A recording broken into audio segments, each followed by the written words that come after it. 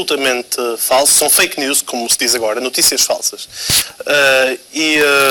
Mas está-se a referir exatamente... Há aquela ideia de que as escutas do apitolado foram declaradas nulas no processo e que foi por isso que o Futebol Clube Porto, o dirigente do Futebol Clube Porto, como diz Rui Pedro Brás, se safaram para utilizar uma linguagem ligeira. Ora, eu observar isto, foi no dia 16 de janeiro,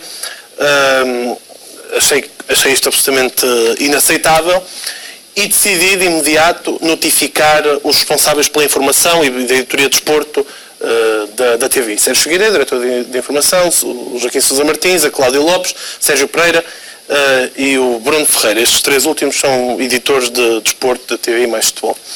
Porquê? Porque nós só podemos fazer um julgamento sobre a eventual cumplicidade da TV relativamente a esta disseminação, chamamos assim, de notícias falsas, se os responsáveis tivessem conhecimento e se lhes fosse dada a oportunidade de alguma forma corrigirem, recuarem e repararem os danos da emissão destas notícias falsas. Portanto, eu achei que era assim que era o procedimento correto. Mas depois, na ausência de resposta, entendi avançar um pouco mais. E fiz então uma participação à ERC, a entidade reguladora da comunicação social, como falamos há bocado, com tudo, portanto, com as imagens e com a transcrição das declarações do Pedro Brás e também com as provas, digamos assim, de que esta informação era uma informação tóxica, era uma informação falsa.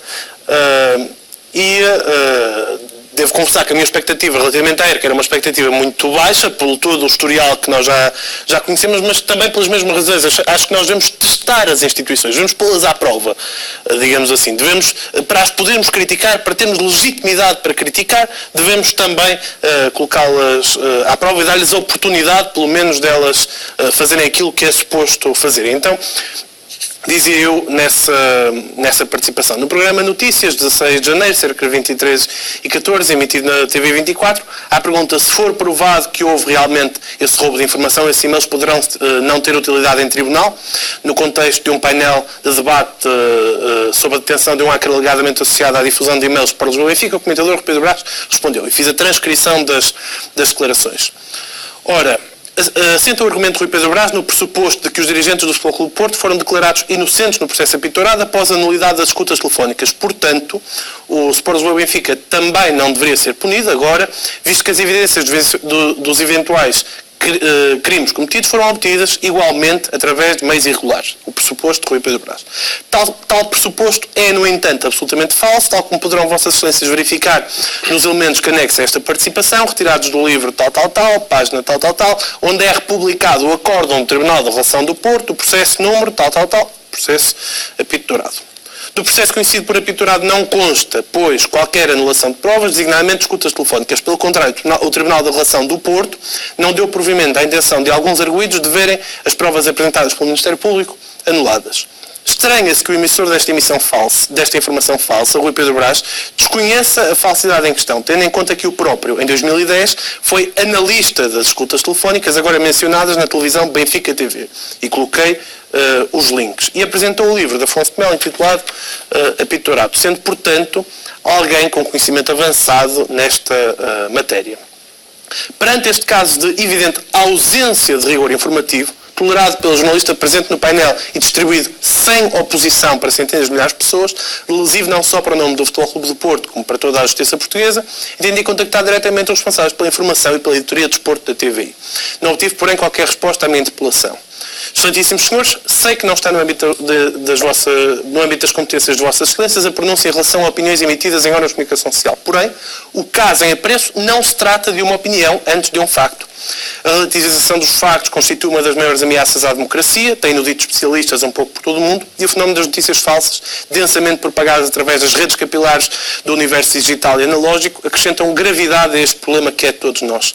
Se as opiniões pertencem a cada um, os factos, esses, são comuns a todos. E os órgãos de comunicação social, e aos órgãos de comunicação social cabe a especial obrigação de os preservar. Ao tomarem conhecimento de um erro grosseiro emitido na sua estação, os responsáveis pela informação e pelo desporto da TVI entenderam nada fazer para o reparar. entenderam não repor publicamente a verdade e endereçaram um pedido de desculpa aos visados e ao público. Era no mínimo aquilo que se impunha. Por omissão, a TVI esquivou-se à sua obrigação legal e moral de preservar os factos, parecendo-me evidente que, mais do que uma plataforma que tolera a ampla difusão de informação falsa, a estação é cúmplice dessa mesma prática. Posto isto, solicito a apreciação deste caso e apelo à intervenção da entidade reguladora para a comunicação social. Ora, passado 3 ou 4 dias, recebo a resposta da ERC, muito rápido, e logo se verá porque é que foi tão rápido, e diz-me assim a ERC: excelentíssimo senhor, acusamos a recepção da sua participação, a qual mereceu a nossa melhor atenção. Cumpre-nos esclarecer que, nos termos do artigo 26º da Lei da Televisão, o legislador reconhece a todos os operadores televisivos, relativamente aos serviços de programas que disponibilizam, liberdade e autonomia editoriais. Depois desenvolve e acaba, conclui, nesse sentido, informamos que procedemos nesta data ao arquivamento da sua participação. Ora, eu fui ver o que era a tal Lei da Televisão, artigo 26º, que diz respeito à autonomia dos operadores. Ponto 1. A liberdade de expressão de pensamento através dos serviços de programas televisivos e dos serviços audiovisuais a pedido integra o direito fundamental dos cidadãos a uma informação livre e pluralista, essencial à democracia e ao desenvolvimento social e económico do país. Isto não faz sentido. Portanto, aquilo que a ERC me diz, e nos diz a todos nós, no fundo, porque uma deliberação é uma deliberação não é relativamente a um caso particular, a um pedido particular, mas a um caso concreto que é, neste caso, a emissão de informação falsa por parte da TVI e do Rui Pedro Brás, é que, ao abrigo da liberdade, o Rui Pedro Brás pode difundir a informação falsa que quiser. Não é só dizer o que quiser, não é dar a opinião que quiser, pode inventar os factos que quiser e disseminar da forma como quiser os factos que bem lhe apetecer. Ora, isto, aqui não bate a bota com a perdigota, não parece que faz sentido a associação.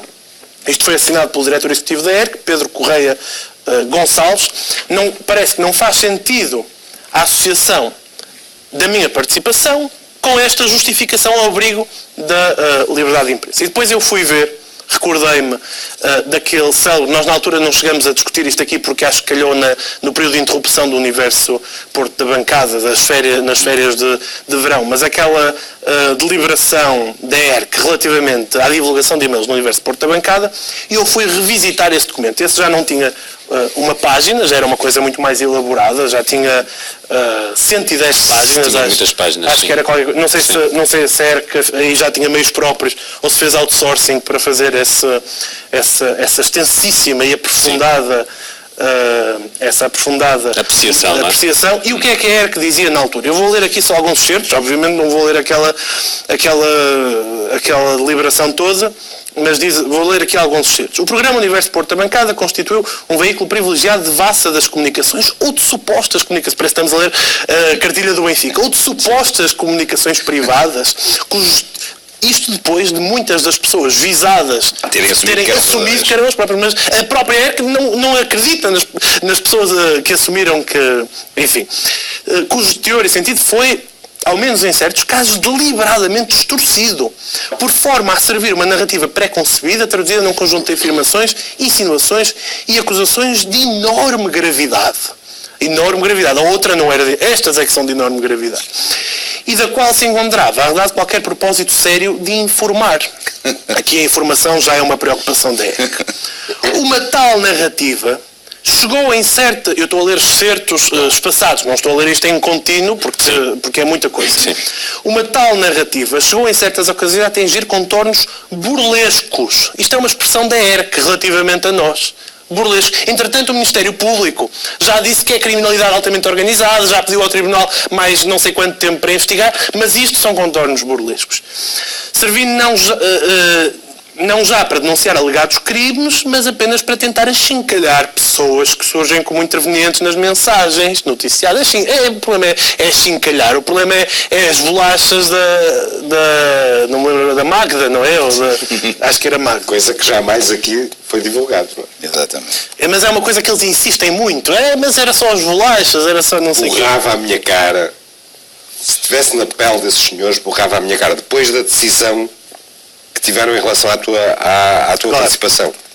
Porque é assim, para uns casos é liberdade de imprensa. E o caso em que eles tanto nos censuraram já desencadeou muita coisa. Muita coisa. Há uma pessoa que vai ser julgada por corrupção ativa. Um ex-funcionário do Benfica, mas que na altura dos crimes era diretor jurídico. Um funcionário judicial vai ser julgado por corrupção passiva. Há várias investigações a correr. E eu pergunto, quem é que escrutina a ERC? Quem é que escrutina? Estas pessoas têm esta lata de, num caso, dizerem isto é liberdade de imprensa. Ou seja, ele pode mentir à vontade, ao abrigo da liberdade de imprensa, ele pode mentir à vontade. É o que eles estão a dizer. Isto é uma vergonha. Isto é uma vergonha. Era bom que alguém escrutinasse a ERC, porque a ERC, pelos vistos, não tem escrutínio. Eles fazem o que lhes apetecem. É uma entidade autónoma. Fazem o que lhes apetecem. E deviam borrar a cara deles. Deviam. Porque é mesmo uma vergonha muito grande, muito grande. Pedro. Condutas como as referidas consubstanciam, pois, uma evidente, grave e reiterada violação do rigor informativo, referindo-se aqui ao nosso programa. Há um problema de rigor informativo. Falta de rigor têm esses senhores. Senhores e senhoras, têm claríssima falta de rigor. Estou indignadíssimo com isso. Enquanto princípio orientador da prática jornalística. Ponto 185, de facto, ocorre um esbatimento das fronteiras entre a informação e a opinião. Vejam lá que a preocupação da ERC é que no universo de Porta Bancada há aqui fronteiras que não estão muito claras. Mas no Brás não. Não tem mesmo vergonha nenhuma. E entre o papel do jornalista e o papel do comentador, as coisas não estão muito claras no universo de Porta Bancada. Mais depressa se apanha. Auditado, sério. Deviam. A investigação. Demitam-se, eles depois disso têm que se demitir. Claro. Têm que se demitir, não cumprem os mínimos. A investigação penal, isto é, as denúncias e as relações são feitas pelo comentador Francisco J. Marques. Deste modo, a própria moderação do programa não estabelece qualquer barreira ou fronteira entre conteúdo e informação. O problema és tu, Tiago. Ocorre assim uma situação de diluição entre o trabalho jornalístico e o trabalho de comentário e opinião. Lá não. Na TVI não. No Rui Pedro Brás não. E no jornalista que estava lá no painel. É assim um exercício híbrido em que se esbatem ou são difíceis de definir, confundindo-se as fronteiras entre o que é informação e entre o que é opinião. E vou continuar, permito-me ocupar aqui algum tempo, Tiago, com isto, mas ocupas muito bem. Ao longo dos programas em apreço são feitas várias acusações. Ali não são feitas acusações. São retiradas ilações e conclusões, interpretações subjetivas alicerçadas numa leitura de certos de e-mails. Isto parece mesmo a cartilha do Benfica. É impressionante. Eu acho que isto é mais cartilha do Benfica do que uma cartilha do Benfica. Tem que saber quem é que escreveu essas coisas. Sem a devida contextualização desses certos no conteúdo global dos referidos e-mails. Tal, com graves prejuízos para o cumprimento do rigor informativo. É que é mesmo preocupada com o rigor informativo quando é o Benfica que está em causa, não é? É impressionante. Neste contexto, importa sublinhar que o estatuto de jornalista é comum a todos os profissionais de jornalismo em Portugal e as regras jornalísticas são iguais para todos. E qualquer produção jornalística que não brinca. É que não brinca. Isto aqui é igual para todos. Não pensem que isto aqui é uma brincadeira. Como supra-referido, a exposição da investigação Porto Canal efetuada por Francisco J. Marques, um comentador clubisticamente conotado. Muito obrigado. Finalmente dizer uma coisa de jeito. E pelos outros comentadores, que se supõe que não são clubisticamente conotados, sinto isso como um insulto, eu pelo menos, acho que o Zé Cruz também, assenta maioritariamente em interpretações e opiniões que resultam numa análise impressionista. O impressionismo alemão, não é? Das Urteil, acho, de Bruck. É por isso uma exposição que carece de factos e de atribuição desses factos a fontes explicitamente identificadas. É preciso fontes de contextualização e enquadramento. Por isso, com grave prejuízo para o seu rigor, isenção e imparcialidade, deveres fundamentais da atividade jornalística. Verifica-se que a moderação do programa pelo jornalista Tiago Girão, isto é contigo, Tiago, ao longo da exposição e articulação dos e-mails nestas 4 edições, não questiona, não contradita, não solicita o devido enquadramento e contextualização. Portanto, estás a ver que é muito dura quando é para... muito ciente... E muito zelosa, sobretudo, do rigor informativo, quando é o Benfica que está em causa. A moderadora, é um lapso, deveria ser um moderador do programa. Falaste do programa do Pedro Brás, que era um moderador. Já passou aqui para o... Não cumpre assim a sua função de moderação jornalística ao não procurar contextualizar e enquadrar os e-mails e as matérias discutidas. É preciso mais enquadramento, com prejuízo para o rigor informativo exigível. Ora, isto aqui é uma vergonha, como é evidente. A ERC não tem um pingo de vergonha depois de olhar para o que se passou relativamente ao Rui Pedro Brás e arquivar isso com meia dúzia de linhas num texto feito ali provavelmente num proforma ou qualquer coisa do género, e depois faz este texto longo sobre o universo Porto da bancada. Eu acho que foi o maior despacho que a ERC já alguma vez produziu, foi relativamente a este programa. É absolutamente incompreensível. Aquilo que me parece, e vendo exemplos do que se tem passado noutros países, é que uma entidade com responsabilidades de autoridade, digamos assim, como a ERC, em qualquer outro país, aquilo que seria normal fazer era aproveitar o leak dos e-mails e abrir procedimentos, porque há muita coisa nos e-mails que diz respeito à ERC. Pois diz. Vocês não nos lembramos que havia capas de jornais que eram fabricadas no departamento de comunicação de um clube? E que eram entrevistas fabricadas em que entrevistadores recebiam as perguntas do entrevistado para as fazer. Não havia órgãos de direção de jornais, pessoas em órgãos de direção de jornais que recebiam avanças de um clube de futebol, uma entidade privada, e a ERC não tem nada a dizer sobre isso. Se nós formos a ver, a França, Espanha recuperou agora 19 milhões de euros por causa da divulgação de e-mails, o fisco espanhol abriu um procedimento, a justiça atuou, é isso que acontece em países civilizados. A Suíça com o Swiss Leaks, sabe-se agora que a Bélgica também quer aproveitar a divulgação de informação para abrir procedimentos. É a ERC não, é a ERC que está a defender, vai vencer, é mais papista que o Papa, mais cartelheiro que os cartelheiras, mais benfiquista que os benfiquistas e prestar-se a este papel absolutamente indigno e desprestigiante, porque apesar de tudo, supostamente a ERC representa o Estado, é uma entidade pública, com autonomia, mas pública, mas que eu acho que nos envergonha a todos pela sua incapacidade de resposta, pela sua inabilidade, pela sua dependência. Tudo isto é muito triste e é uma instituição que está moralmente falida e condenada.